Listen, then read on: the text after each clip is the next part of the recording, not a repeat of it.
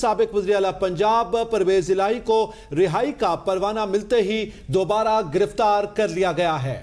NAB کی team Adiala jail کے باہر موجود تھی اور جیسے ہی ان کو رہائی کی خوشخبری سنائی گئی اور دوبارہ سے ان کو نیب کی ٹیم کی جانب سے گرفتار کر لیا گیا ہے۔ ہمارے نمائندے بھی اس حوالے سے آگاہ کرتے اور خدشہ ظاہر کیا جا رہا تھا کہ ان کو دوبارہ گرفتار کیا جائے گا۔ آپ کو اہم خبر دیں، سابق وزیر اعلیٰ پنجاب چودھری پرویز الہی کو دوبارہ اڈیالہ جیل کے باہر سے گرفتار کر لیا گیا ہے۔ نیب کی ٹیم کی جانب سے گرفتار کیا گیا ہے۔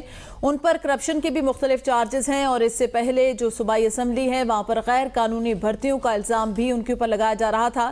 ان کے پرنسپل سیکرٹری کو بھی گرفتار کیا گیا تھا اور ابھی سابق وزیر اعلیٰ پنجاب چودھری پرویز الہی کو دوبارہ اڈیالہ جیل کے باہر سے گرفتار کر لیا گیا ہے۔